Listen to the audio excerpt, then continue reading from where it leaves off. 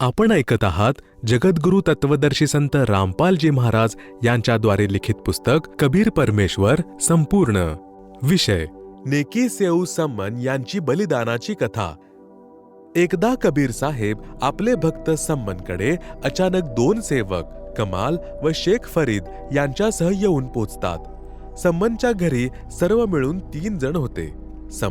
सम्मनची पत्नी नेकी आणि सम्मनचा पुत्र सेऊ म्हणजे शिव. भक्त सम्मन इतका गरीब होता की बहुतेक वेळा त्याच्या घरी अन्नही नसायचे. सर्व परिवार उपाशी झोपत असे. आज तसाच दिवस होता. भक्त सम्मन यांनी आपले गुरुदेव कबीर साहेब यांना विचारले की, साहेब, जेवणाचा काय विचार आहे? तुम्ही जेवण कधी कराल? कबीर साहेब म्हणाले की, भाऊ, भूक तर लागली आहे, जेवण बनवा. सम्मन आत घरामध्ये जाऊन आपल्या पत्नी नेकीला म्हणाला की, आपल्या घरी आपले गुरुदेव भगवान आले आहेत, लवकर भोजन तयार कर. नेकी म्हणाली की, घरामध्ये अन्नाचा एक दाणाही नाही. सम्मन म्हणाला की, शेजारी जाऊन उधार मागून आण. नेकी म्हणाली की, मी मागण्यासाठी गेले होते, परंतु कोणीही उधार पीठ दिले नाही. त्यांनी पीठ असूनही जाणून बुजून दिले नाही आणि म्हणत आहेत की, आज तुमच्या घरी तुमचे गुरुजी आलेले आहे. तुम्ही तर म्हणत होता की आमचे गुरुजी भगवान आहेत.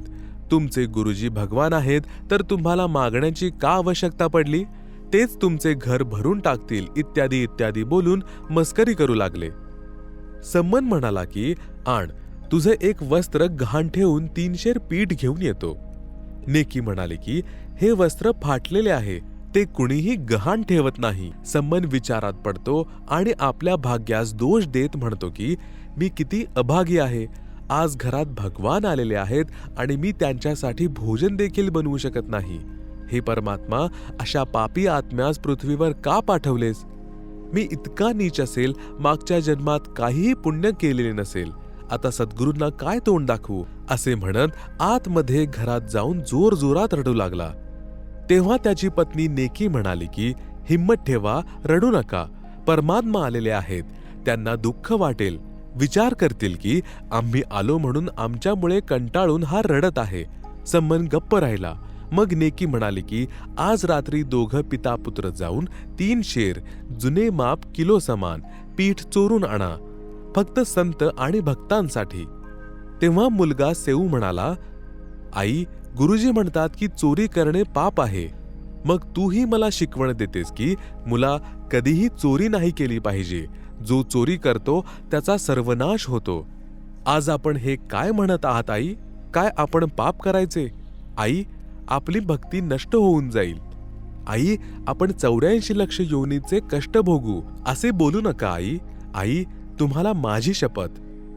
तेव्हा नेकी म्हणाली की, मुला, तू खरे बोलत आहेस. चोरी करणे पाप आहे, परंतु मुला, आपण आपल्यासाठी नाही तर संतांसाठी करू. ज्या नगरामध्ये निर्वाह केला त्याचे रक्षण व्हावे म्हणून चोरी करू. नेकी म्हणाली, बेटा, या नगराचे लोक आपल्यावर फार चिडतात. आपण यांना म्हटलं होतं की आमचे गुरुदेव कबीर साहेब पूर्ण परमात्मा पृथ्वीवर आलेले आहेत. त्यांनी एक मृत गाईला तसेच तिच्या वासराला जिवंत केले होते, जिचे तुकडे सिकंदर लोधीने करायला लावले होते.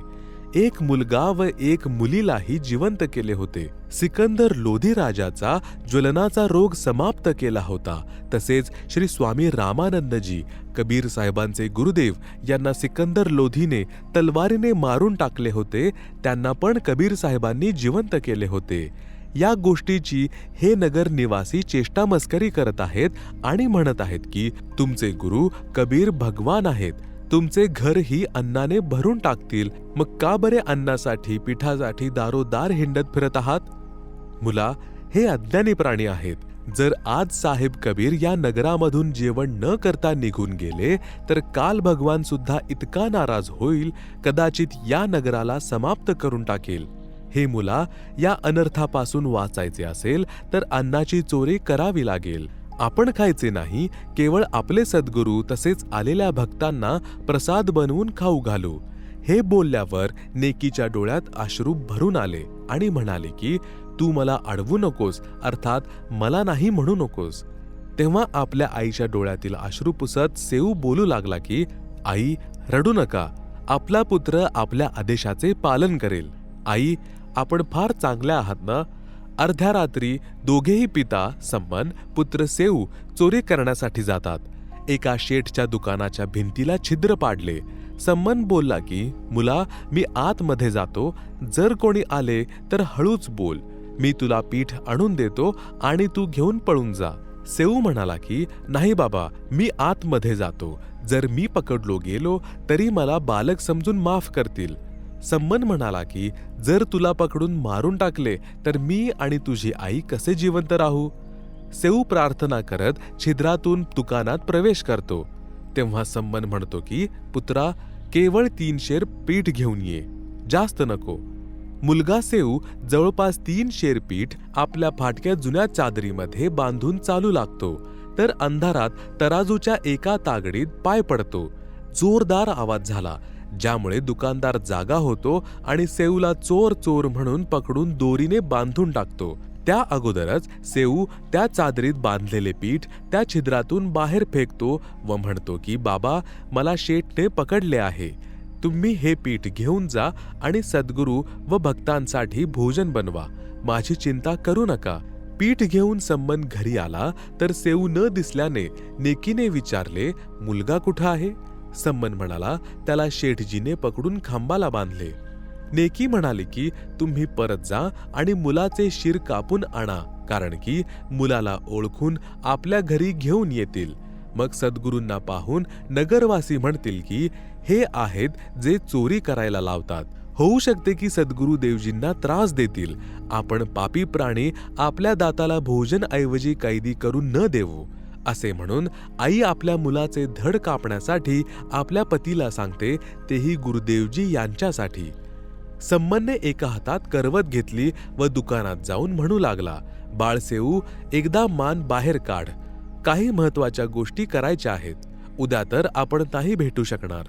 होऊ शकते की हे तुला मारून टाकतील.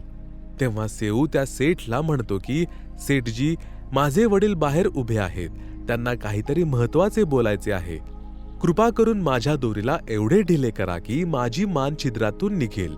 सेठने त्याचे म्हणणे स्वीकार करून दोरी एवढी ढिली केली की मान सहजरित्या बाहेर निघाली. सेऊ म्हणाला, बाबा, माझी मान कापून टाका. जर तुम्ही माझी मान कापली नाही तर तुम्ही माझे पिता नाही. मला ओळखून शेठ घरापर्यंत पोहोचेल. राजापर्यंत याची ओळख आहे. तो आपल्या गुरुदेवांना मारून टाकेल. बाबा, आपण काय तोंड दाखवणार? सम्मनने एकदम करवत मारली व डोके कापून घरी घेऊन गेला. शेठने मुलाचा खून झाल्याचे पाहून त्याचे शव ओढत नेऊन सोबत एक भट्टी, वीट भाजायची भट्टी होती, त्या पडीक जागेत टाकून दिले.